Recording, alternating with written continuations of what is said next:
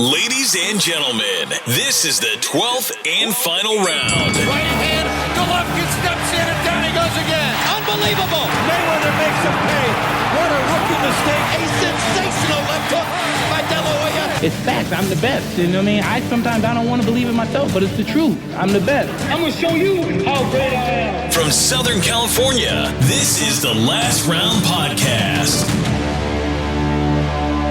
Welcome back to this week's episode of the Last Round Boxing Podcast. Thank you again for listening. And really quickly, once again, you guys are probably going to hate us for always saying this, but please follow us on Spotify, subscribe on Apple Podcasts, and all your respective podcasting platforms that you listen to us on. It really helps us. It's free. It takes half a second, 1 second, 2 seconds at the most to do. Especially if you're a consistent listener of ours, and you don't have the show within your bookmarks or anything like that. Please help us, especially if you listen every week. It definitely helps us in the algorithm. It puts us up the charts. It exposes us to more outlets and eyeballs. And obviously, as we grow more and more, the bigger the guests that we can get. So please hit that follow button on Spotify, subscribe on Apple Podcasts, rate us 5 stars on there, and on Spotify. I don't think Google Podcast. I think Google Podcast is gone too, Mike. I think it's gone. I think I read somewhere that it's going away or it's gone. So I don't want to say Google Podcast, but any of the other ones, please rate us, comment, help us out.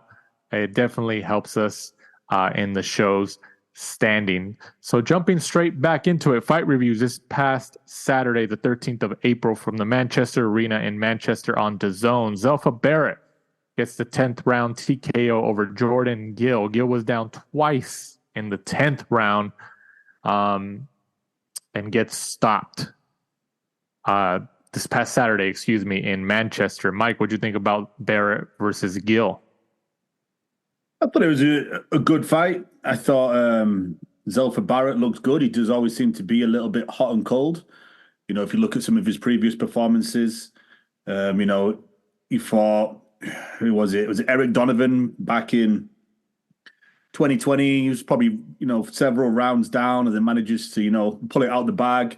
Then he fought Kiko Martinez, probably lost to Kiko Martinez and then got gifted a decision. So he is a kind of a fighter that really blows, hot and cold. But I thought he did a good performance against, Jordan Gill, who'd come back after that superb performance against Michael Conlan. And on to bigger and better things now for Barrett, only 30 years old, highly ranked, I think, in all 4, major sanctioning bodies. Ranked 18th on BoxRec. So, you're looking at now probably title shot regime, right? Looking at Oscar Valdez, Oshaki Foster, those guys are probably the guys he should be looking at. I was trying to think who would be a good fight for him. Probably, what's a real? In my opinion, the weakest of all of them is probably Lamont Roach. I think Zelfa Barrett. And he has a title too. Yeah, that's what I mean. I think he's probably the weakest of the champions, in my opinion, and I think that would probably be Barrett's best course of action if he has the chance to go down and luckily pick which one he's going to go for. I think Lamont Roach would probably be his best chance of earning himself a world title. And Roach is signed to who? He was with Golden Boy for a while. Yeah, I don't know if he did. Was it just a one fight thing with PBC or? I'm not sure. Did they have options? So I think he's with PBC. If he's with PBC, obviously that makes it a lot more difficult. But if he's with, well, I don't even know. Yeah. I mean, those are the fights that you mentioned that I think fans want to see, but who's realistic? Because you mentioned Valdez and all those guys, and I mean, they could happen, but is it likely? Probably not. Who's realistic? Realistic for him? Joe Cordina. Yeah, that sounds like a good one. Someone like that, I think. Or like, if you're still thinking that he needs another fight, someone like a Tevin Farmer. Tevin Farmer still has that name recognition. When's the last time he fought? He's been on some of the smaller cards, kind of trying to work his way back up. Because I remember recently I ended up having to search to see, because I know that he fought, and I had to search to find out who it was hard to find. Where was it? Let's have a look. Yeah, March this year he fought Alan Luquez Castillo, and he won by first round knockout, and he's scheduled to fight May the 24th against the well-known TBA. PBA. Because if you look at that Tevin Farmer on BoxRec, he's still 9th. So he's twice as high up as Barrett. Barrett's sitting at 18th. So if you fight someone like a Tevin Farmer, obviously you've got name recognition, former world champion on the list.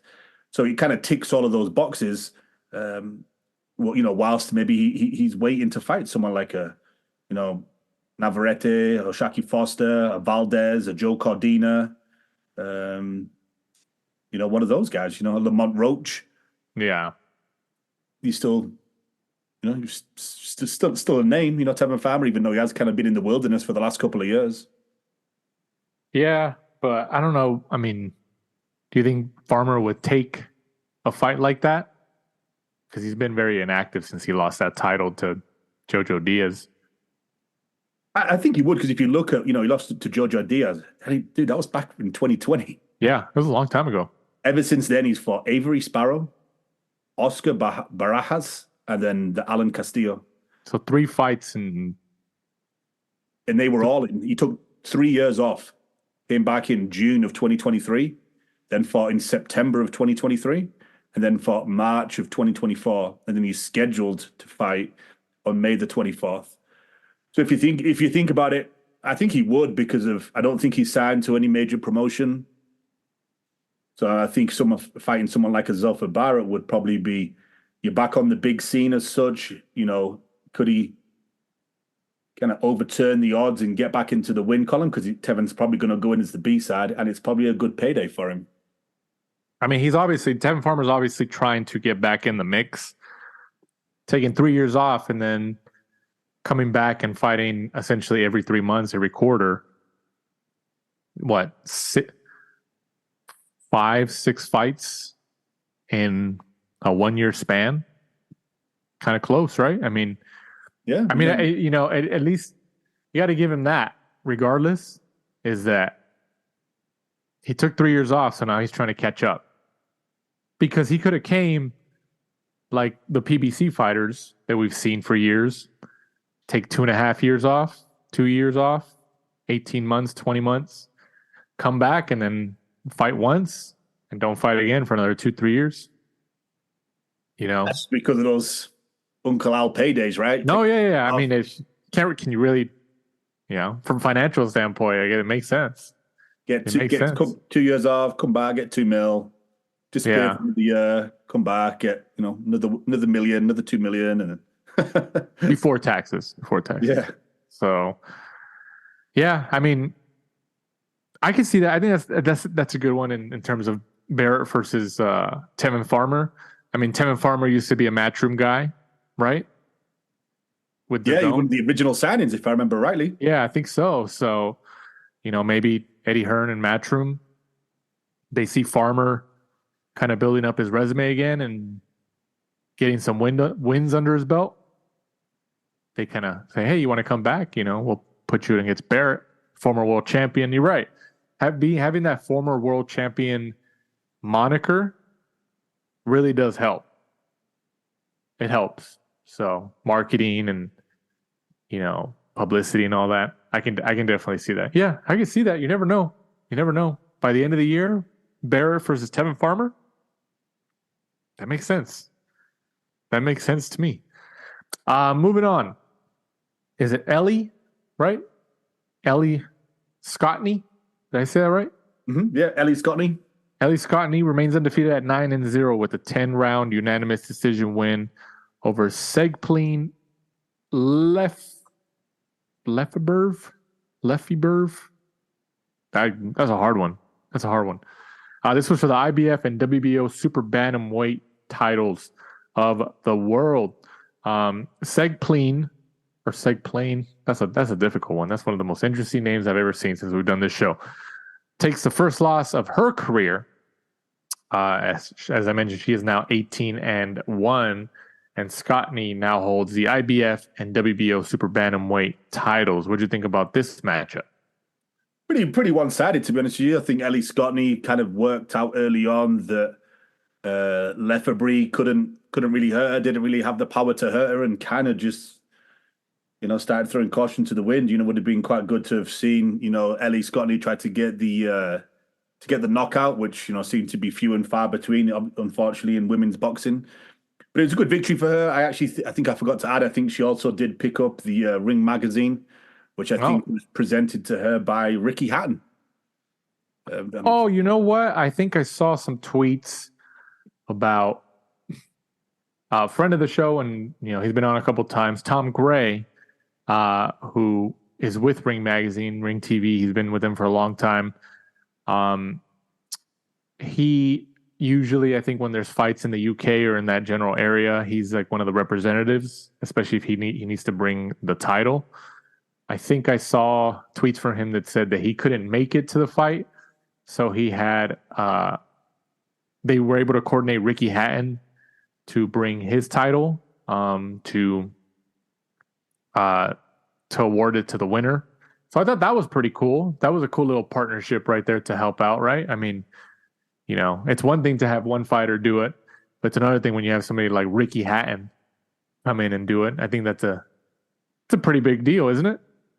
In Manchester, Ricky Hatton's hometown, and obviously, he was adored by the Manchester City fans that followed him home and away. So, I think having Ricky Hatton there presented to him probably just up the ante a little bit, probably up to the amount of people that were cheering, and the atmosphere in the room, I'm sure, was probably a little bit better because Ricky Hatton was there presenting it to her. But you just got to love Ellie Scottney. It just seems like she's one of those sorts of people that you can't not like. She just seems so nice, so genuine, funny. Some of the stuff she posts on Twitter is humorous and makes us laugh. And we retweet a few of her things now and again because she's just a funny person. So it was good to see her get the victory. And pardon me, I kind of just feel for her because it's kind of when she turned pro, she kind of turned pro with a lot of people that were a lot louder than her and maybe a little bit more social media savvy, shall we say, or maybe just wanted the limelight more than her.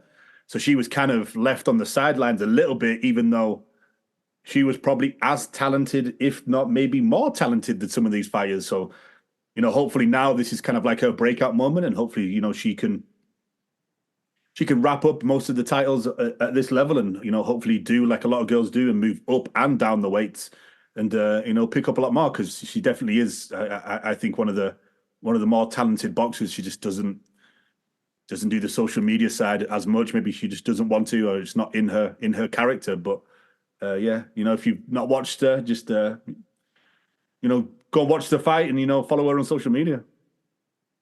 Moving on, also this past Saturday from the American Bank Center in Corpus Christi, Texas, South Texas, on ESPN Plus.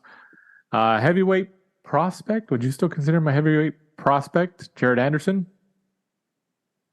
Good question. He'd been in with, Charles Martin, so he was a former world champion. Maybe he's on the cusp, like he's kind of teetering.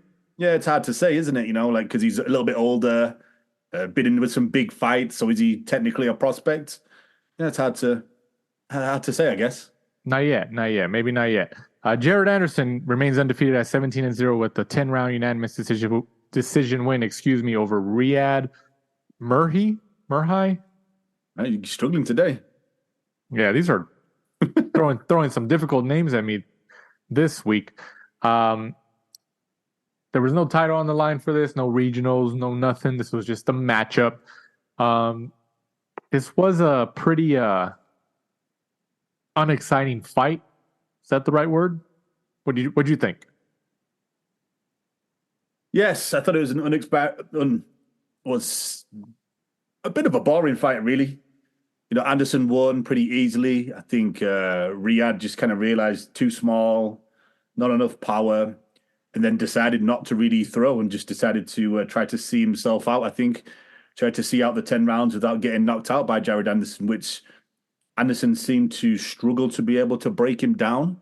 And then obviously, with all the things that he's had going on outside of the ring, I think that made you kind of look at it. And then also some of the interviews he's done with Roy Jones Jr. and some other people where he kind of like openly admitted that he doesn't really like boxing, just does it because he's pretty good at it, wants to try to get in, make some money and get out. So that does at times make you wonder, like, if he doesn't like it, does he train that hard, because of the fact that he's not really a fan of it. Nobody likes doing stuff constantly that they don't like, right? Right. You're not going to give it your all.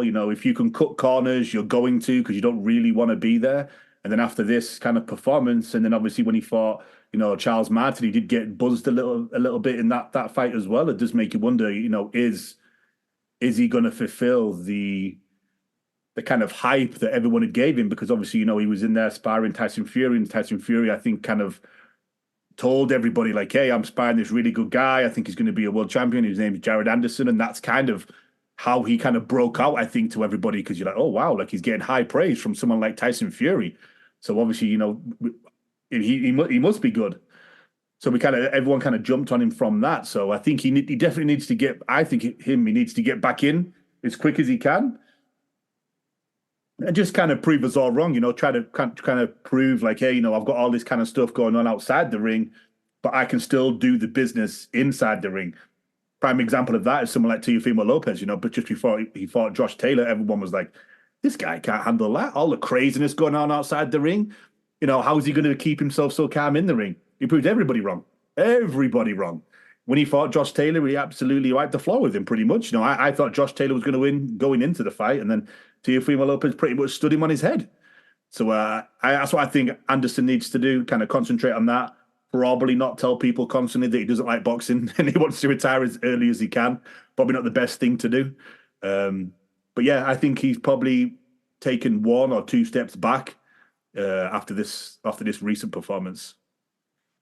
I mean, he's got 15 KOs and 17 wins. Obviously this wasn't a knockout or any type of stoppage. He went the distance, but do we know how old he is? I'll look. I've got BoxRec up. I think he's, 24? Correct. Yeah, 24. Right? Yeah. 24. So obviously time is on his side. 17-0 at 24 years old. I think that's a pretty good marking in the sport right now, right? To be 17-0 at 24 years old as a professional boxer right now. As a heavyweight, he's light years ahead. Really? Right? Yeah, 100%. Because if you think about it, most heavyweights don't really come into their own. Obviously, people are probably going to be shouting Mike Tyson at the podcast, but he's an anomaly. If you look at everybody else, they don't do it till later in life because I think you get bigger, you finish growing, you kind of fill out more because obviously a lot of the heavyweights, they're huge.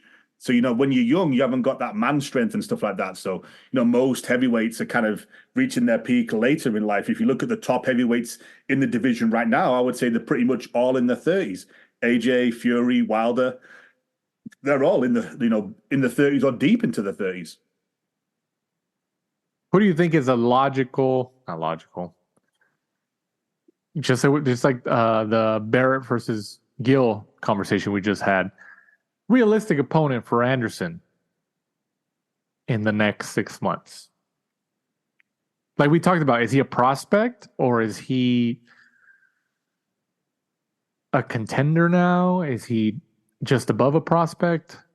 I would say to get himself back into the win column and somebody that he could look good against, I think someone like a Kevin Lerena.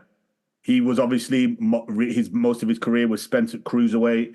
He moved up to heavyweight, lost to Justice Honey recently, lost to Daniel Dubois, but he also has a couple of wins over Marius Wach, Bogdan Dinu, and then he also beat his opponent, the Riyad Merry. He beat him by unanimous decision.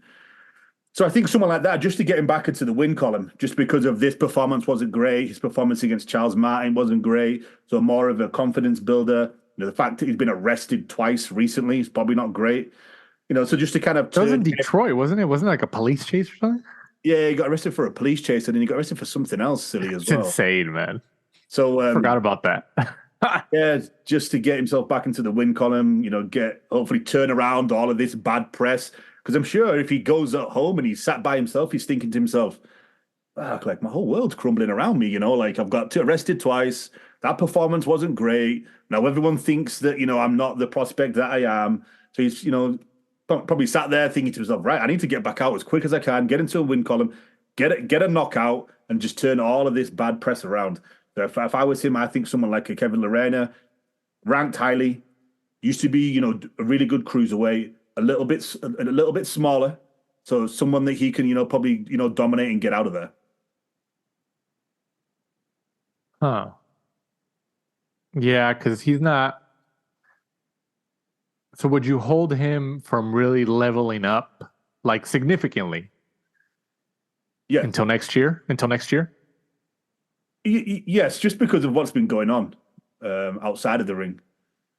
Because if you look at Top Rank, they do have a decent selection of heavyweights. The ones we're going to chat about in a second. Efe Jagba, Guido Vaiano. Decent. People signed to Top Rank that he could face, but just not right now. And like you just touched on, there's no need to rush him. He's got anywhere between. I know, obviously, he said he wants to make his money and retire early, but unfortunately, most of the time, you don't make your money in the heavyweight division until later in life. So he's got anywhere between 10 to 15 years left of his career if he's going to do what most heavyweights do. Look, you've got like Derek Chisora, Luis Ortiz, still knocking around. And, Luis Ortiz is about 45, 50. So I'm glad because I completely forgot about that point. I'm glad you brought up his name, Luis Ortiz.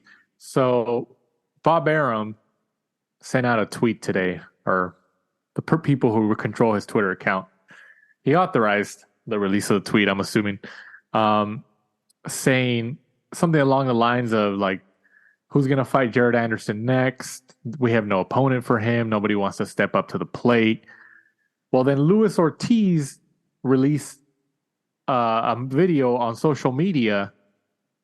He was speaking in Spanish, but he was saying, "Hey, Bob Arum, I'll take on Jared Anderson. Let's make the fight." So, is that too dangerous? If that happens, I mean, if Ortiz, and mind you, Ortiz is historically a PBC fighter as well. We were just talking about. We're talking before we came on air. We're going to touch on it later, but we were talking about PBC fighters, who have been signing with other promoters, just like Boots Ennis, which we'll touch on a little later in the show. Now Luis Ortiz is throwing his name out there, saying, "Hey, I'll take on this guy." Fighting, seemingly opening the door to fight for another major promoter in Top Rank on another platform, ESPN. What do you think? Too big of a step for Anderson? Good question.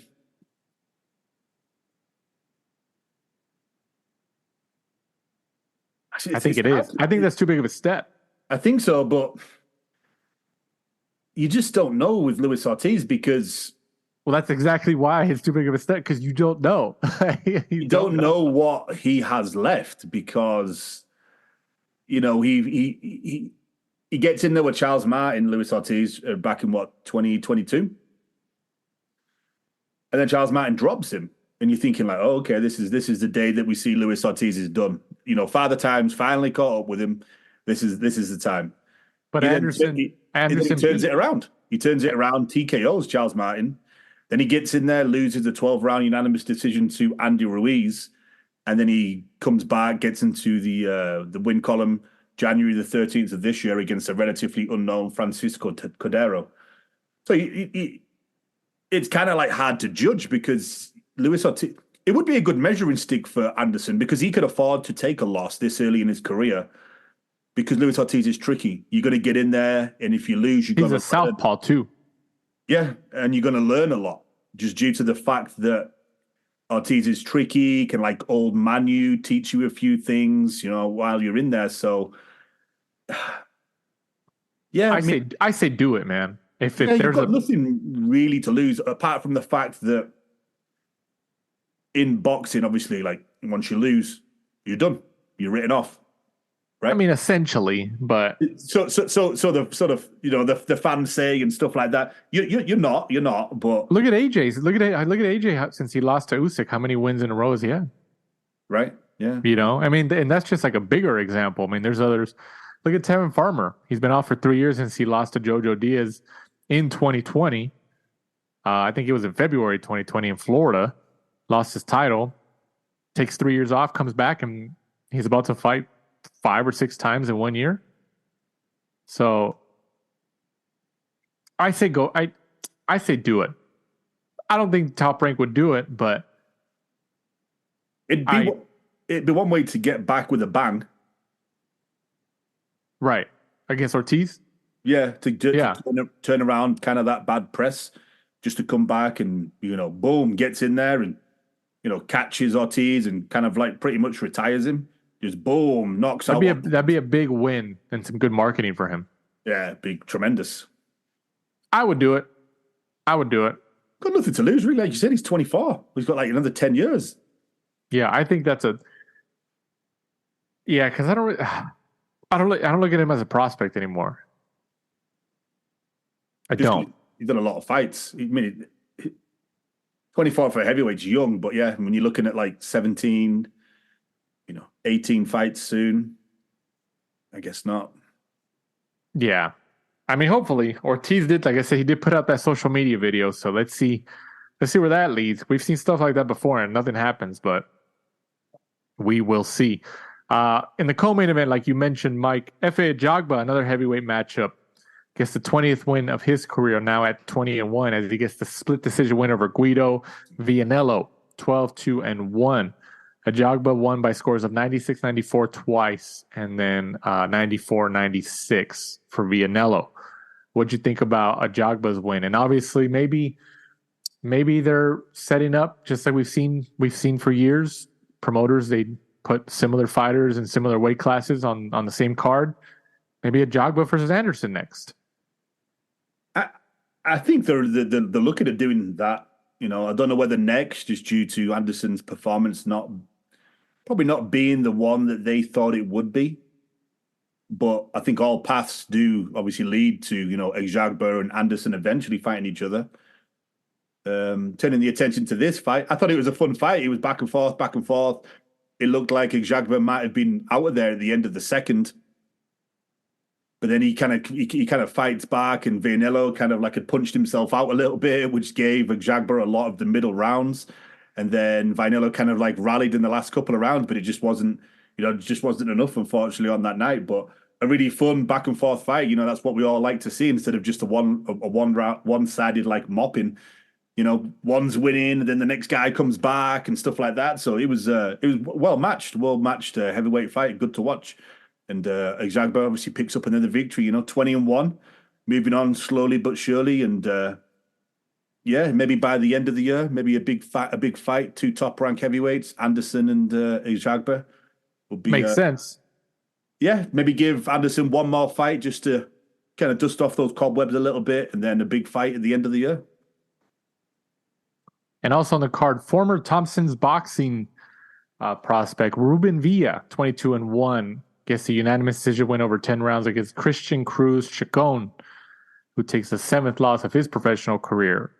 Villa won by scores of 97-93, 98-92 twice. What weight class was this at? Ruben Villa fights at what weight? Is it one? Are we looking like 130? Feather? 126. Okay. Oh, you know what? I mean, who gave Villa his only loss? Do we know? It was that giant, wasn't it? Navarrete? Yeah. It was? Okay. Yeah. I mean, I could see them building up Villa. I mean, he's been in there with Top Rank for a little bit now. Build him up to put him against Valdez, Maybe Burchell. Burchell's trying to make his comeback, right? Do you I know don't know if he's still signed with Top Rank, though. Ruben Villa holds a victory over a current world champion. Back in 2019, he beat Luis Alberto Lopez over 10 rounds. Oh, wow. Okay. At the Omega Center, Corona, California, huh? Thompson's boxing card. That's crazy. I feel, because Villa was fighting on the Thompson's boxing cards, which they've held in Corona, California. They've held them in Orange County. They've held them in Ontario, California.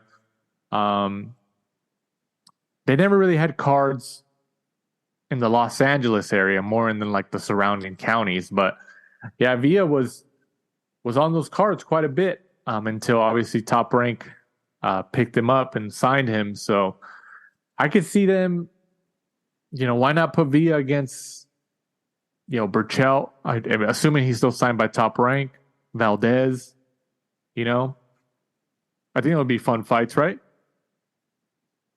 Yeah, just the problem I think Villa always has and always will has is just his lack of power.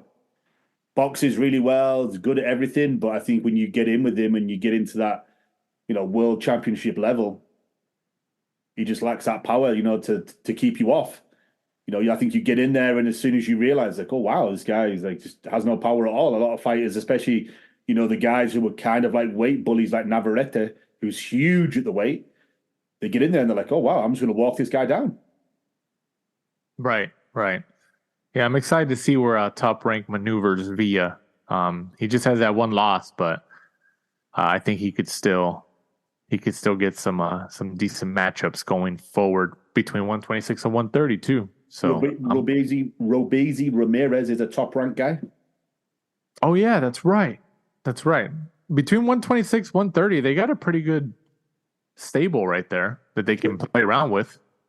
Joet Gonzalez? Joet Gonzalez, Top Rank? Yeah. Joet is another one. Yeah, he's been over there for quite a few fights now ever since he left Golden Boy. Yeah, that'd be another fun fight too.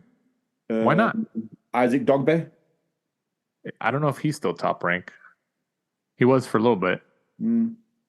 But yeah, they got some names to play around with, so I'm excited to see where it goes. Moving on to fight previews. This upcoming Saturday, the 20th of April, from the Barclays Center in Brooklyn, New York, on DAZN pay-per-view. Devin Haney, 31-0, goes up against Ryan Garcia, 24-1, for the WBC Super Lightweight Championship of the World. All right, Mike, biggest fight of the weekend. Probably one of the biggest fights of the year in terms of names. Give me your take. What do you got? Who do you got? What are we looking at? Well, where do we start with the build-up? Obviously this fight's been rumored for a while due to the guys going 6 fights in the amateurs, 3 for 3. So this is kind of the decider. This is, the 7th one to decide who's the champion, who's the best out of the two. Going into it, you would say Devin's probably been in and beaten the more experienced, better caliber of opponents. Ryan's probably biggest fight, by far, his biggest fight is obviously Gervonta Davis, biggest fight, but not biggest win. Yeah, I would say obviously his biggest fight, Gervonta Davis. Biggest win, I would still say his recent one of Oscar Duarte. I know. I think it was Luke Campbell. I think it was Campbell. Because of Campbell's pedigree and the background he had in being an Olympian.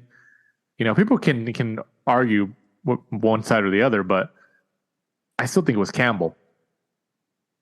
Yeah, and that's probably his best performance overall as well, because when he fought Duarte, he kept doing that odd, weird shoulder roll thing, and then he would dance around, and he was kind of running for a couple of rounds, where when he fought Campbell, even though he was dropped by Campbell, he seemed a lot more confident, and then, it was a well-hidden, selected body shot, which ended the whole thing.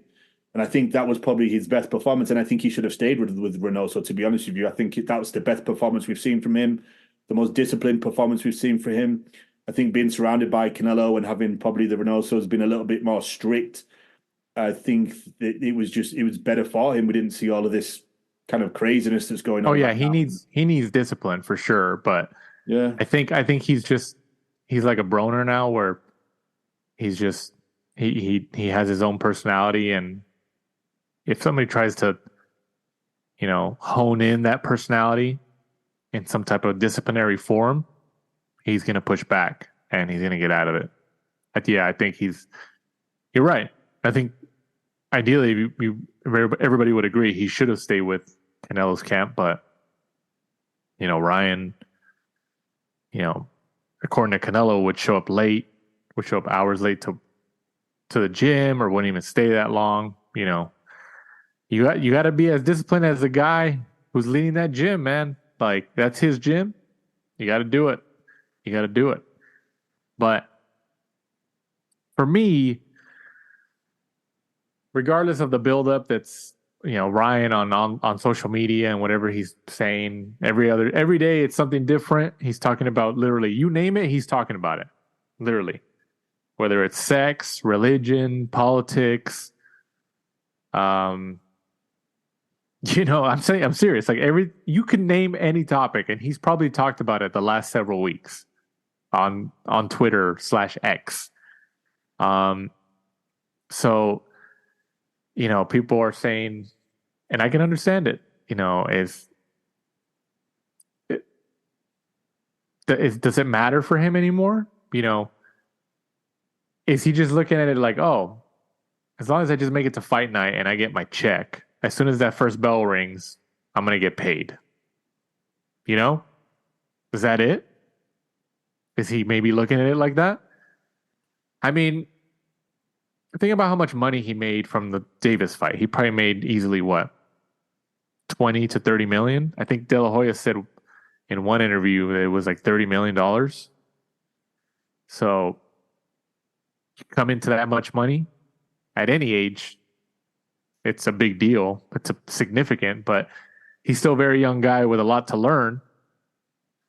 And coming into that much money, I think coming into that much money really, at least from the outside looking in, really affected his drive. I mean, do you want to say it affected his drive? Because he fought Davis, he lost it, he got stopped by Davis, and now he comes back and he fights Duarte. That was a tough fight. He stops Duarte, and then he fights Haney at the division above for the title. I mean, he's obviously trying to produce the big fights, but he's obviously a product of the generation, social media influencer and all that. I'm really surprised that since he's been with Derek James, especially during this fight camp, I'm really surprised that Derek James in that camp down there really hasn't kind of put him into check, because I thought, him going over there, he was with Canelo, and then he went with Joe Goosen, then he leaves Joe Goosen, he goes with Derek James. Like, was it just not? You would think Derek James, as I mentioned, would put him into check. Like, you're going to go down there with the likes of Errol Spence, the Charlos, even though the Charlos probably aren't training, and I don't think Spence has been training. And there's a rumor that Spence isn't with Derek James anymore. I think Ryan even said that, like on a Twitter Spaces or something. Didn't pay him, supposedly. Yeah, supposedly, and Ryan like confirmed something like that, like on a Twitter audio or something like that. So I don't know, man. I don't. I look at it like this. I think we all picked Haney from the beginning. Haney's the more disciplined fighter. Haney's really been trying to like reach these accomplishments as a fighter, as a boxer. From in the old-fashioned way. He's trying to make the big fights. He has the best resume. He arguably has the best resume in terms of, opponents in the last couple of years between 135 and 140, right? He became undisputed at 135, moved up to 140. He defeats one of the most feared guys at that division in Regis Prograis, takes his title. He even knocks him down when Haney's not even known as a knockout or knockdown guy with power, but he moves up a weight division up, and you're like, oh, you see something there. You see some pop. So let me ask you this. Then I'll give you my take. Who do you think has more to lose? If Haney loses, is that a bigger deal than if Ryan wins? Who has more to lose? Like if like I mentioned, if Haney wins, people are going to say, well, he's supposed to win. He's the better fighter. I mean, that makes sense. I think we would both agree with that. But if he loses, especially with the way Ryan has been acting, the behavior he's been exhibiting the last several weeks, whether it's promotion for the fight or not, if he loses to Ryan, especially if it's like a knockout, because Ryan, has his speed and the power, that's a huge blow to Haney. That's a huge blow. Yeah, I would say Haney because, like you say, I think he's going in as a favorite, even though Ryan has a puncher's chance. And Ryan, luckily for him, has this, social media following, which at the minute manages to get him big fights. But, like we've been saying for a while, I think on here, is it's not really showing that having this social media following doesn't necessarily turn into buys, because look at the ticket prices. I think they've dropped the ticket prices like 3 or 4 times. You can get like a floor seat, I think, for this fight for like $200. Obviously, I know everyone's going to be shouting at the podcast now, well, Gervonta Davis and Ryan did huge numbers, but that was a huge fight, though, in terms of, Gervonta Davis is a draw, Ryan's a draw, we think. Going into this one, it's going to be interesting to see what this does on pay-per-view. Obviously, we won't find out because it's through DAZN, but it's not selling out at all. Like, it's done hardly in tickets, and I think they've even taken some tickets. I think they've put isn't it like every other row is on sale to try to like paper it out a bit. I mean, this fight should have never happened in New York, but no, two West Coast fighters. 2 West Coast fighters, and both of them aren't big enough. I don't want to say not big enough, but yeah, you know what? They're not large enough attractions to get that attention on another coast like that, especially in New York City. But I mean, I'm assuming that, well, Ryan's more of a SoCal guy. Haney's a Vegas, Bay Area guy. Maybe Vegas wasn't available, the dates that they wanted, or the venues that they wanted, or both. Too close to Canelo, I think, is what Oscar said. Yeah, I mean, that's true. That's true. Yeah, Canelo's a couple weeks away too, within 2 weeks or so. Vegas didn't want to hold 2 big boxing events that close together, I believe. Yeah. So, see, I don't understand. Like, New York is like just like California with state taxes. They're both pretty. You're gonna get taxed, but maybe Haney and his team said, no, we don't want to do it in LA. We want to go neutral somewhere. Well, where else could you go that's neutral? New York. I mean, I think that's how they looked at it. Like, oh, well, we'll both go to New York because it's more of a neutral territory and it's a big market. But you're running into, like you mentioned, like the prices have been dropping. And like these are facts too. Like, you can go and look and see the prices have been dropping, So, I mean, the Barclays Center is what? 17,000, 18,000 seats? 15 to 18,000, something like that? Yeah, around there. I mean, I don't know. They should have just fought in LA, honestly. They really should have just fought in LA. I mean, I think Haney was giving too much credit to Ryan. I think Haney and his team, and we're just speculating here, but if that was the case, I think him and his team are giving too much credit to Ryan and his fan base, especially in LA, that the crowd will be on Ryan's side. I mean, it's possible, but if that was a concern from Haney's camp, I don't think it's as big as they think it was. But maybe there was date conflicts in LA too, with venues, dates. Maybe they didn't want to do it in LA because Canelo's too close, and people from LA go to the Vegas fights.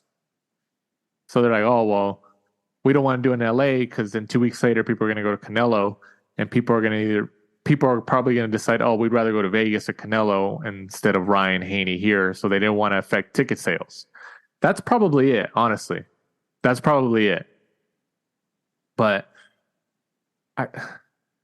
Texas, look at Haney should outbox him. He should. And obviously I think he says he wants to knock him out or whatever. I think Haney will try to do that.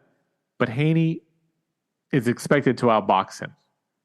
Like he said, they fought in the amateurs multiple times. I think they both acknowledged that the first time they fought, Garcia beat Haney, and that Haney wasn't as good because Garcia at that time had a lot more experience at that point. And then Haney kept fighting in the amateurs and got a lot better, and they fought again. Then Ryan lost, and they kept going back and forth. And Haney says, according to Haney, that Ryan Garcia, since turning pro, really hasn't changed. He kind of fights the same. And if you kind of compare both of their careers up until this point, I mean, yeah, in terms of money, Garcia probably has out-earned Haney, but in terms of development, skill, notable wins, notable opponents, accomplishments, as a fighter, how can you not pick Haney? So, I mean, I'm going Haney unanimous decision in 12 rounds. What do you think?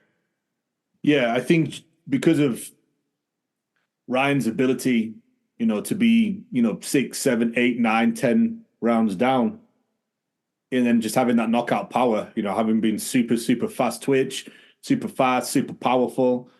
I think Haney's going to be very cognizant of that. I think he's going to make sure just to get in and out, and not really let Ryan get settled and, not stay in the pocket too long, just on the off chance that he does get caught. So I think Devin's going to play it super safe, stick to his game plan, which he always seems to do very, very well. Yeah, and I think I'm going to, unfortunately, be kind of boring and go for the same as you. I think Devin wins it quite handily, unanimous decision on points. We've seen some information and heard some information that Ryan is locked into Golden Boy in a contract until about 2026. At the end of that contract, where is Ryan's stock at as a fighter and as an attraction? What do you think?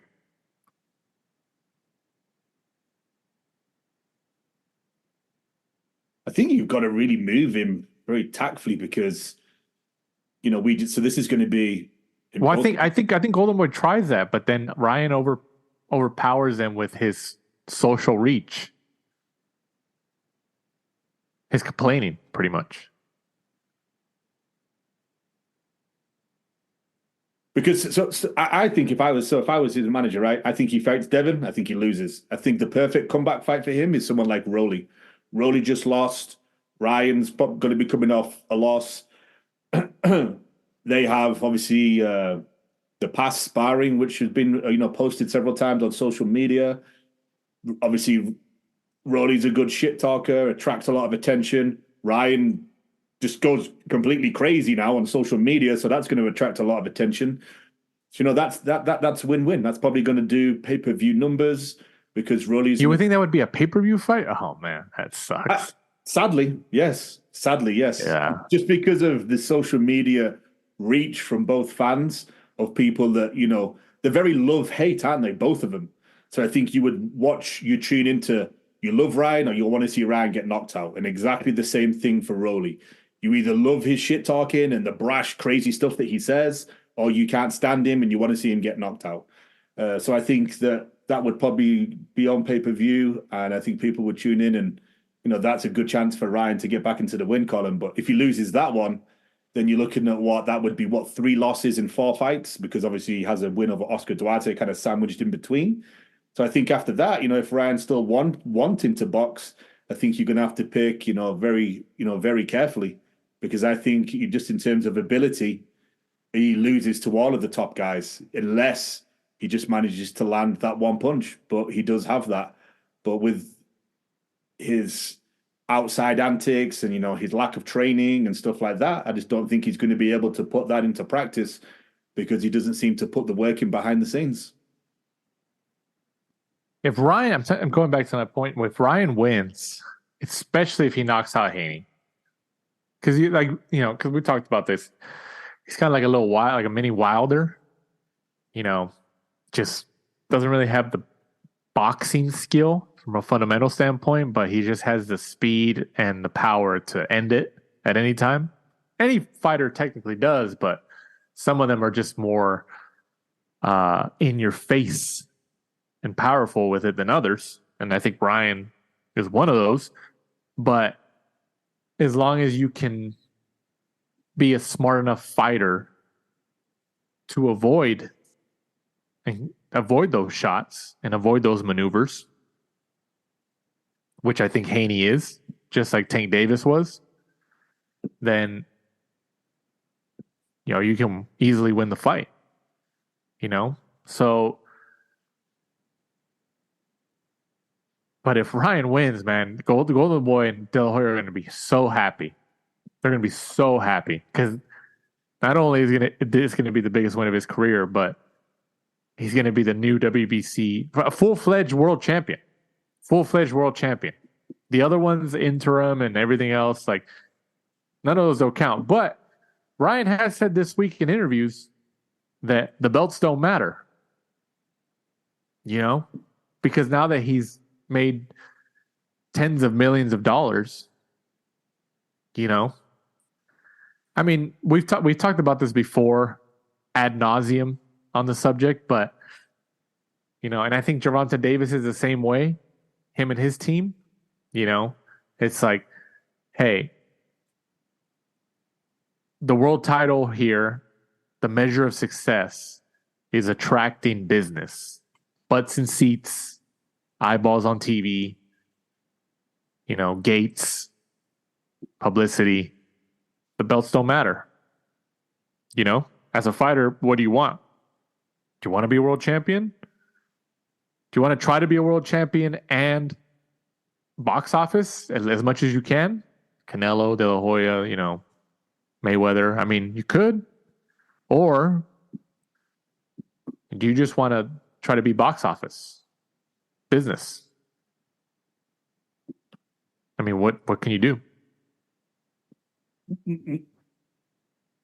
Yeah, it's sad to see, because I do follow, a lot of boxers on Twitter, Facebook, and stuff like that, and you see some, John the Iceman Scully, the coach of who's fighting soon, Arthur Beterbiev.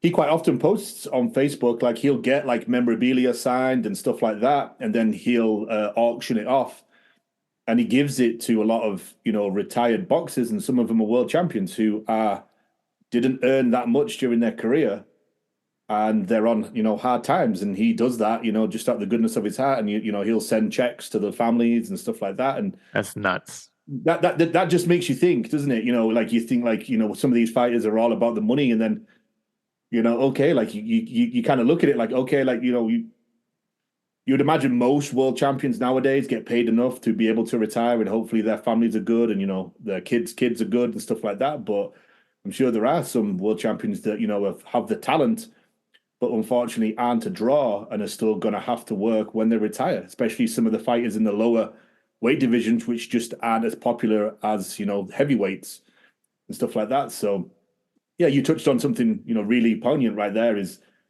what is success? Is success earning enough money where you don't have to work, your family's comfortable and stuff like that? Or is success, having your name written into the history books forever? But unfortunately, if you're not super popular and you're not selling pay-per-views, that, next in 20 years' time, I see you at the gas station when I'm pumping gas and I'm like, isn't that Danny, the world champion from like 10 years ago? Like, what's he doing, working in the gas station? And unfortunately, that's what happens. It's crazy to think. Yeah. I mean, I wish there was an audit or some type of list of an audit where you could see like how many fighters who at one time or another were a legitimate world champion in the sport and where they are now. Like, what are they like? Did they make any type of money? How many? Because I'm sure that's a lot of claim to fame. I've met fighters. I'm sure you met fighters, but I've met fighters here in California. Guys who were former world champions. And John Molina. Who? John Molina. He's a LA County sheriff. Yeah, I think he did better than we think. I do think he did better than we think. But he's now a police officer in Los Angeles. But I think he did better than we think. I think he did okay. Like, I wouldn't categorize him in that conversation. He's still working. Maybe that's our choice, but he's still doing essentially a 9 to 5 after fighting on TV for PBC for many years. No, right. So, I mean, who knows? I don't. Yeah, I view him as not a part of that list, but yeah, like you're right. You can see somebody like at a local gas station or local grocery store and be like, oh, that's so and so. Like they were a former world champion, and people think like, oh, you were a former world champion. Oh yeah, you're probably made a lot of money in your day. Because especially as casual fans, you think when you think world champions, you think Mike Tyson, you think Oscar De La Hoya, Muhammad Ali, Canelo Alvarez, Anthony Joshua. You think of all these Tyson Fury, the Klitschko brothers. You think of all Floyd Mayweather. You think of all these big names who come to your mind when you think of world champion. Like when you think about people, and it goes back to my point. Do you want to be more of a draw business wise without the belts? If you can navigate like that, or the other side where you try to go for the belts, but maybe the business isn't as lucrative, because it's kind of like a retirement. There's no retirement in. I know the state of California. The more you fight in California, they have like a pension, but the pension isn't really that. Doesn't have too many years under it, and it's not that strong, but it's something. Yeah, that's a tough one, man. I don't know where. For Ryan, going back to the Ryan point, do we have another Adrian Broner on our hands? Going after this past few weeks, social media antics, and from what his mom, dad, and his brother have posted, unfortunately, I think so. Yeah, I think he needs some type of help because it's. And if he loses, he's going to blame it on his behavior. So, should we give him enough credit that maybe he might be doing this? All the behavior he's been exhibiting the last several weeks since his fight was announced, regardless of what people think on the opinions, should we give him enough credit on the intelligence side that he's doing it to create that pre-existing excuse? Like, yeah, you know what? I wasn't myself. As you guys could see, I was all over the place talking about this, talking about that. I wasn't focused on fight night, which is why I lost. Do we give him enough credit that that's what's happening? He's building a pre-existing excuse. No, I don't. Really? I kind of think he might be, man. I kind of think he might be. I don't know, because his brother's in on it. His brother posted something on Facebook about pretty much like, he's not well, stuff like that. Well, what if they're in on it?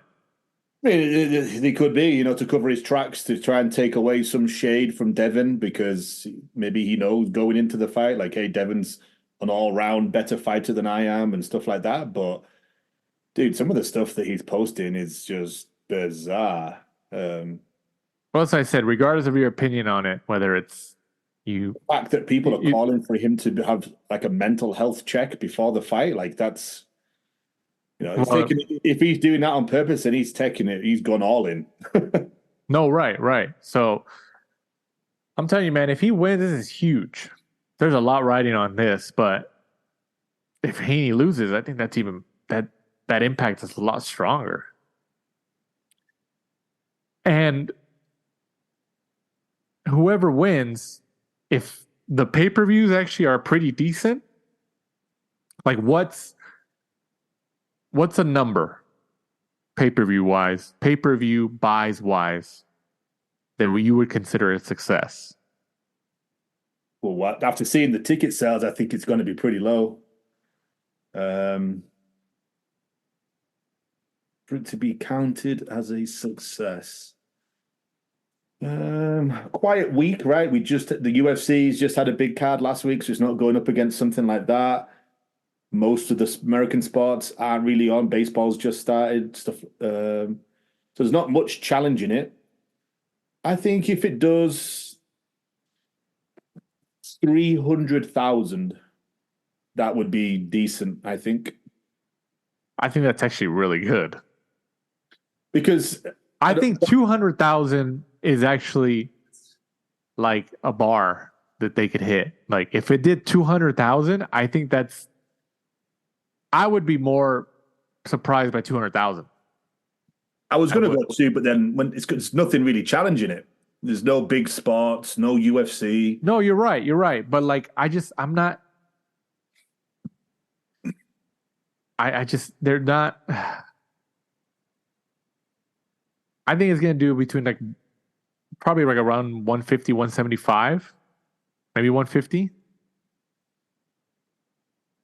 But I think if it hits 200, I'm not saying it's a ginormous success, but if it hits 2, to me, I think that's, obviously we can't see the business numbers to kind of do the mathematics behind it, but I think 200,000 is actually, because I mean, if you want to compare him to Gervonta Davis, if you want to believe any of those pay-per-view numbers that have been thrown out there, before Ryan, Davis wasn't doing strong numbers either.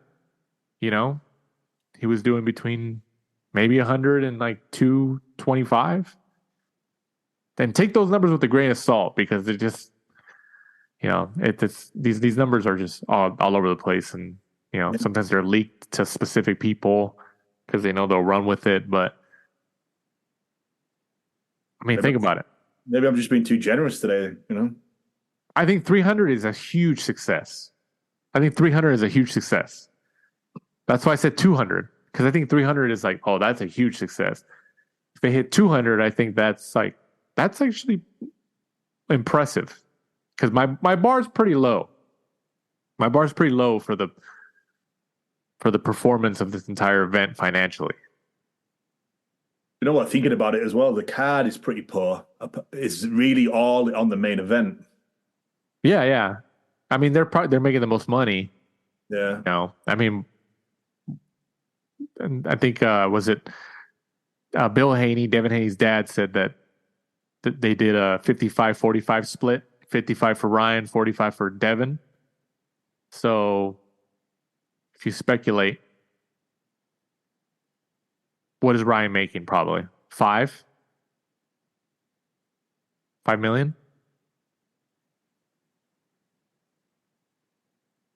maybe less, maybe more. Yeah, because I don't know. They're probably still going to get paid really well, aren't they? Because Devin. Oh yeah. I think they're still getting paid very, very well, and I think Devin Haney even said in interviews the last couple of weeks that this is the most money he's ever made.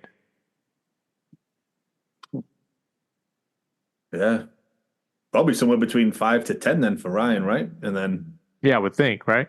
Yeah. Maybe what, 7 to 8 for Ryan, 5 for Haney. Yeah, because it's a lot smaller, isn't it, than the Gervonta fight?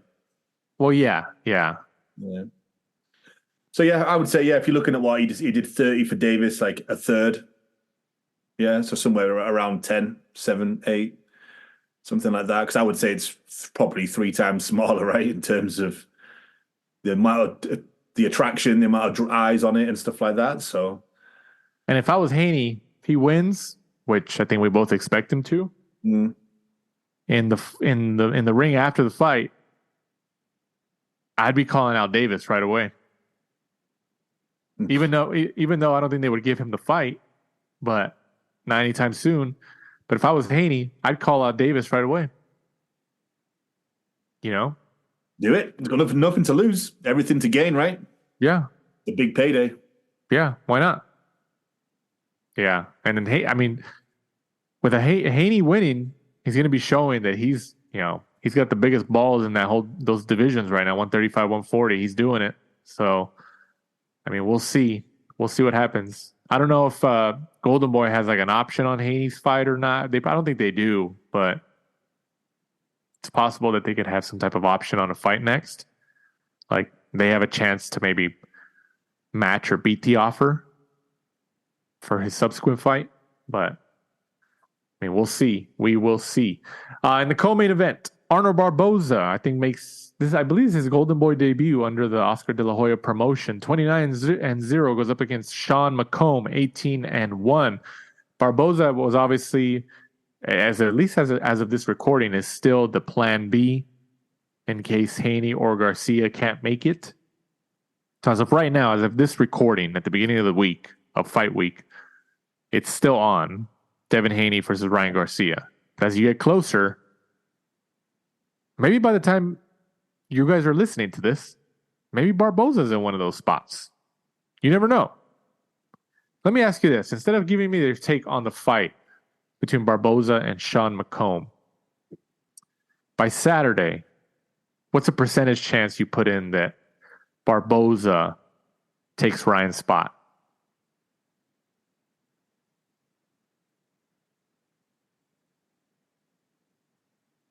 $10 to 20%. I think that's pretty good. I would say 15, right in the middle, 15%. I think Ryan's already proved a lot that he's like made it this far. When a couple of weeks ago, people were like, "Oh, he's not going to make it."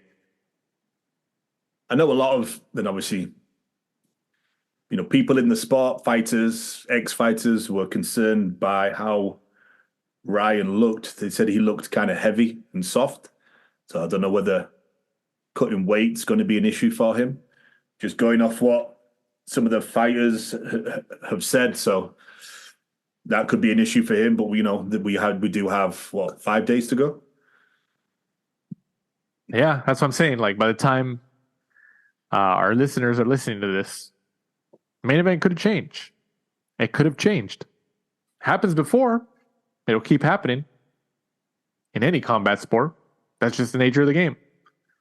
But Barboza making his Golden Boy Promotions debut. So I'm excited to see where he's at, man, because he's already, 30, 31, I think, in terms of age. Maybe in his late 20s. 29-0. He needs to step on the gas here, man. Try to get a significant fight. They also have Jose Ramirez.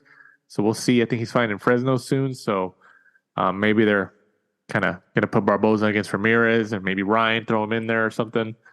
See where they all go going forward.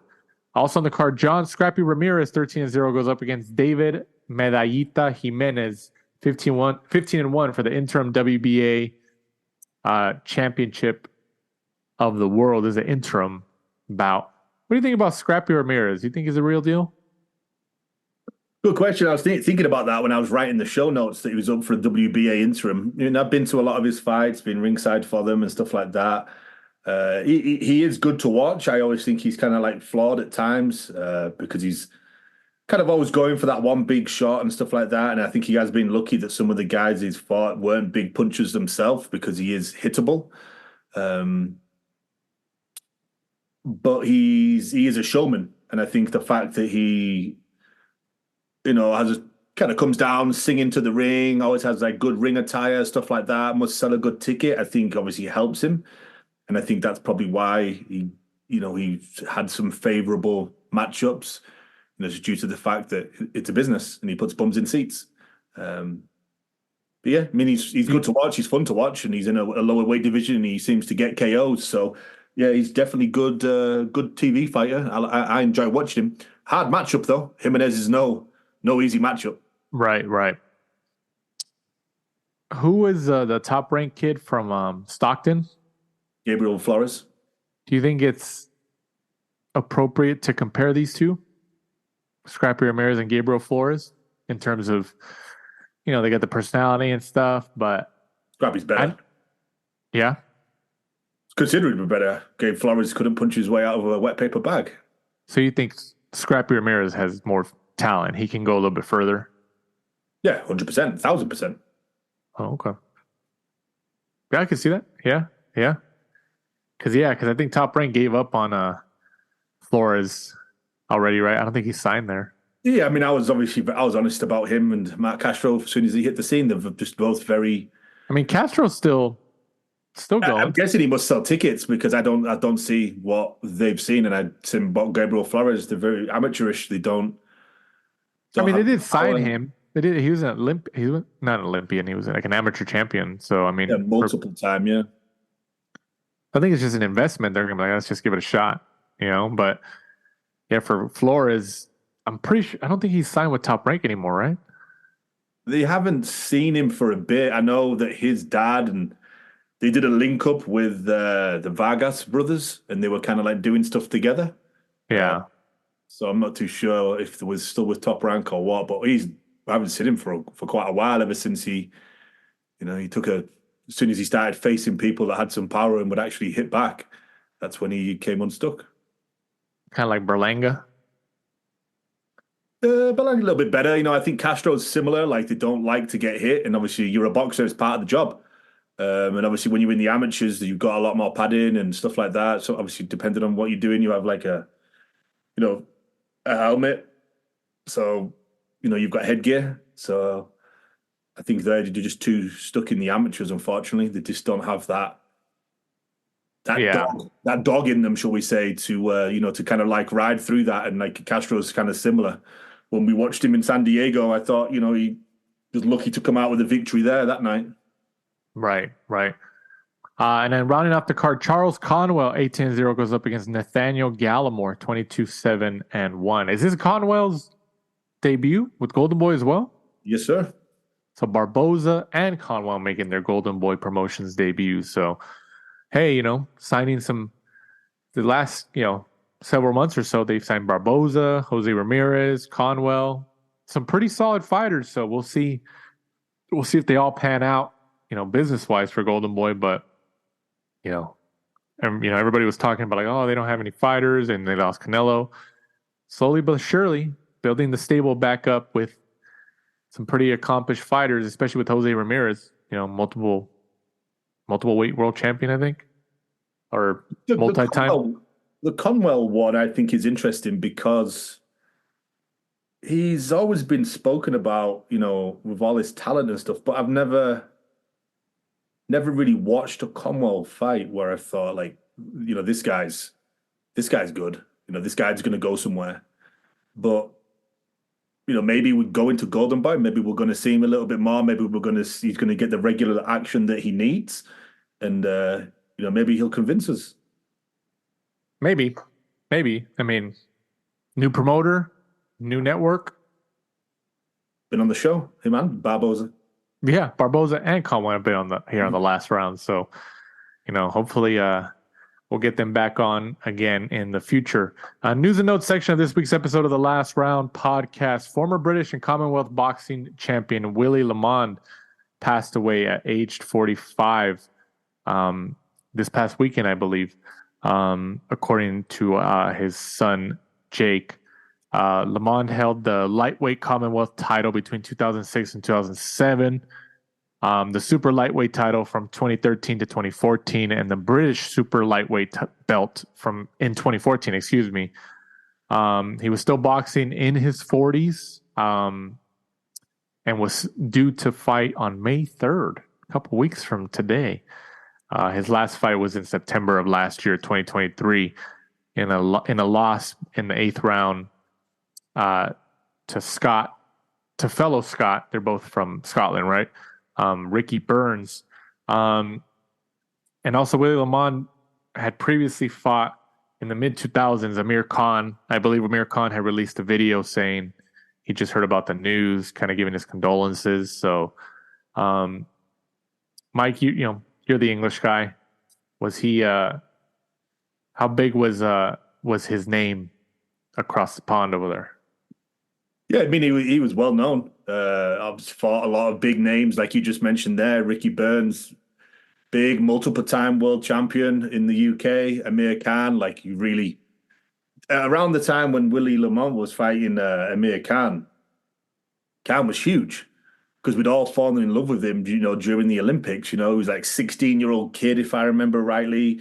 But I think he was the only person that we managed to qualify because at the time we didn't put many people into boxing in the Olympics. And then kind of went over there by himself, managed to medal, came back home, turned professional not long after. And then, Willie was one of his early fights. So, yeah, I mean, there was a lot of eyes on him then. And, just kind of like you said, you ran through his accolades and, pretty much everybody came out and on Twitter, Facebook and stuff like that, just talking about, what a nice guy he is. And I think that goes to show for you, the amount of condolences that we've seen over the last couple of days. Absolutely. And then Matchroom with two big signings. Very, very significant signings, actually. Defecting from the PBC, if you want to say it like that. Jaron Boots Ennis, probably one of the biggest signings in boxing today, has signed a multi-fight deal with Matchroom and Eddie Hearn. And Ennis will reportedly make his first title defense or first debut matchup sometime this summer under the Matchroom banner. And then they've also, I don't know if it's a multi-fight deal, maybe just a one-fight deal. But Deontay Wilder is now working with Matchroom and Eddie Hearn. With the fight's going to happen again in Saudi Arabia against Zhilei Zhang in the 5-on-5 between Queensberry and Matchroom. So Deontay Wilder, Jaron Boots Ennis going to Eddie Hearn. I mean, what's going on over there? In terms of Amazon Prime, PBC partnership, maybe the money's not there as it was with Showtime. If all these fighters are kind of going to these other deals, I mean, something's going on, right? Unbelievable signing for Matchroom. Be interesting to see, how quickly or, if and when he fights Conor Benn. Conor Benn being one of the bigger names for, the UK fans and for Matchroom. So, are they going to put him up against each other? And then obviously as well, today, I don't know if it's just a one-fight thing, but, Eddie Hearn also getting another piece of PBC when it announced that Deontay Wilder is going to be on the 5v5 card. So that's another PBC guy that looks like he's strolled over the street to Matchroom. Right. Has Terence Crawford vacated all of his titles? That's a good question. I don't know if it's officially. I know that there was talk for him moving up to 154, right, to fight, the winner of Zoo and Fundora, but that seemed to have gone quiet real quick. I think that's why they're all these promoters are hoping, especially now with Eddie Hearn and Matchroom, like, hey, either we try to make a fight with Crawford for you, or he's going to vacate all these major titles, and we'll try to grab one of them. It's just, and we don't know because we're not in the rooms, right? Obviously, I do wonder: is it Terence Crawford? Is it his talent? Because why is he not capitalized off that huge win over Errol Spence? I think it's reasonable to think that, but I also think that contractually, I think he had to wait for Spence. For the rematch. So they were just kind of holding him in limbo, and for as long as they could. And I think Crawford, like, nobody wants to fight him, who's a significant name, because he's dangerous. He's a guy. He's the guy, one of the guys in the sport. So I'm sure he's been trying to make fights, and it just wasn't working out. But I think a big timeline was the Spence fight, the contractual obligation of a rematch. So that held him up. And I think as soon as probably he could make some type of fight to be his next fight after the biggest win of his career against Spence. I mean, I would think he's been trying to find opponents, so like significant names, but like nobody wants to fight him because he's so dangerous, So, I mean, yeah, I think he's in a tough spot, man. And it's unfortunate to say because he's one of the best fighters in the world, and coming off of Eminem walking him out at the Spence fight, such a career-defining win and performance against somebody like Errol Spence, undisputed for the welterweight championship of the world. It's unfortunate, but like the momentum has, deflated a lot from that. Is it his fault? I wouldn't think so if I had to guess, but he's trying to see if he can move to 154, but nobody wants to fight him there. And I don't, 147, I don't know what he's going to do there. I mean, honestly, if I was him, I would go to Golden Boy and say, hey, me and Virgil. And, I think Virgil's coming up, has a fight coming up, so maybe that might not work, but why not? I mean, I don't know where he's going to go. I don't know where he's going to go. He, unless he fights Boots Ennis with Matchroom, Eddie Hearn tries to make that fight. You never know. But yeah, he's lost a lot of momentum. So we'll see where he ends up from there. And then also Sonny Edwards and Adrian Curiel will clash in a 12-round flyweight battle as the chief support bout for the Blockbuster World title clash between Juan Francisco Estrada and Jesse Bam Rodriguez in Phoenix, Arizona on June 29th on DAZN. So DAZN, Eddie Hearn, Matchroom, making a lot of moves over there, making a lot of moves. So once again, guys, thank you guys for listening to this week's episode of the Last Round Podcast. Please don't forget to follow us on the Spotify app, subscribe on Apple Podcasts, rate us 5 stars on both, on any of your respective platforms, but primarily Spotify and Apple. Please help us out. It really helps the show, and it's free. But before we sign off, once again, Mike, go ahead and let them know where they can find us and follow us. At The Last Round 12 on Instagram and Twitter. And be sure to join us next week. It's going to have to be a guest. Nothing really to preview for the weekend of the 27th. We tried to get some guests this week too, but we just couldn't, get some yeses here. So it's not that we haven't tried to get some guests on the show. To our listeners here. We've been trying, but sometimes the schedules don't align with them. Or we don't get any responses, or it just doesn't work out. So, but we've been trying to get some newer guests, some bigger guests. So we have some talks ongoing with some people, so hopefully we can schedule them in. But we're trying to throw them into the lineup here. But sometimes it's a little difficult with some scheduling conflicts and all that. But we appreciate you guys listening once again to this week's episode of the Last Round Podcast. We'll be back next week to review, like you said, the Ryan Garcia fight and Devin Haney. So for my co-host Michael Shepard, I'm Danny Z. This is the Last Round. Thanks for supporting and listening to the show. Follow us at The Last Round 12 on social media. Rate, review, and subscribe. This is the Last Round Podcast.